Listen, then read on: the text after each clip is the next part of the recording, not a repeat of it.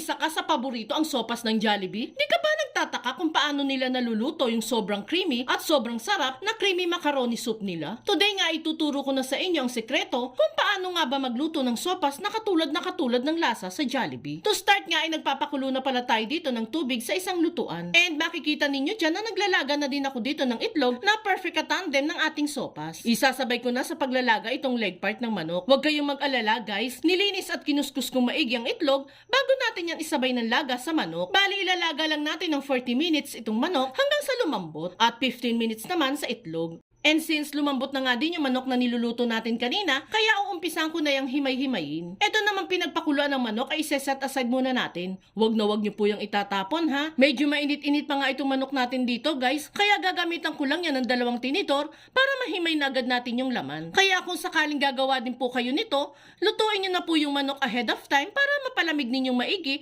at mahimay ang laman ng ayos. Yan na nga guys, napaghiwalay na natin yung laman sa buto nito. Pwede na tayong mag-proceed sa pagluluto. Dito nga sa ating lutuan ay maglalagay lang ako ng konting mantikang panggisa. Kapag mainit na yan, ay saka natin dyan igigisa ang sibuyas at bawang. Palalabasin lang muna natin ang bango nitong ginigisa bago natin isusunod ang ibang mga sangkap.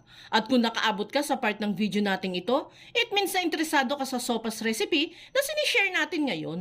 At kung sakali pong magugustuhan mo ito, pwede po bang pakipusuan mo naman ang video natin at mag-iwan ka na din po ng comment na, "Wow! Creamy sopas!" Maraming salamat po. Dito nga guys ay inihalo na natin sa pagigisa yung hotdog at manok na hinimay natin. Bali, sinama ko na din po pala yung mga buto ng manok dito sa ating gagawing sopas. Dagdag lasa din po yan kasi, di ba? Halu-haluin ko lang yan ng saglit at saka ko naman dyan ilalagay itong carrots at kalahating lata lang ng whole corn. Meron naman pong nabibili sa mga convenience store na frozen corn and carrot na magkasama na. Mas mura po yun guys, kaya doon na lang po kayo bumili. Pero kung wala naman po talaga, separate na carrot at corn na lang ang bilhin. Hahaluin lang natin ulit siya ng mga ilang segundo at pwede nang ilagay dito ang 1/4 kilo ng pasta. Igisa-gisa ulit natin yan ng ilang segundo at pwede nang ilagay dito yung pinagpakuluan ng manok kanina. And maglalagay din tayo ng about 3 cups ng mainit na tubig. Mainit na tubig na po yung nilagay natin dito guys para mas mabilis kumulo. Halu-haluin lang natin ng konti at saka takpan. Lagay na din natin sa high heat ang apoy para mas mabilis kumulo. Makalipas nga ang 5 minutes ng pagpapakulo ay buksan na natin ang niluluto at haluin itong muli.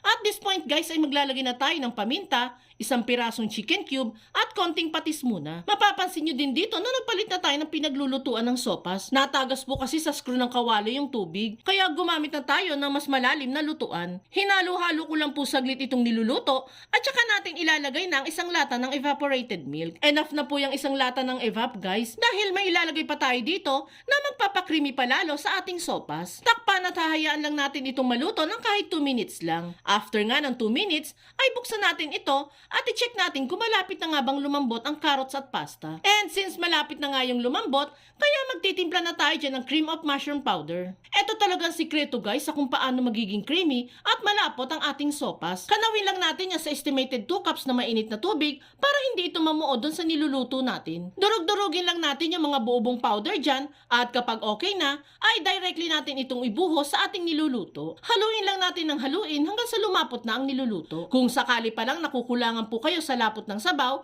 mag-add na lang po kayo ng slurry mixture or yung pinaghalong cornstarch at tubig para lalong maging malapot. Pero dito sa niluluto natin, ay okay na para sa akin ang lapot nito. Mas lalapot pa po kasi yan once na malamigan na. Kaya maglalagay na tayo dyan ng onion leeks at hahaluin pa natin yan for the last 1 minute. And kapag na okay na sa atin ang lapot at lasa nitong sopas, ay pwede na natin yang hanguin.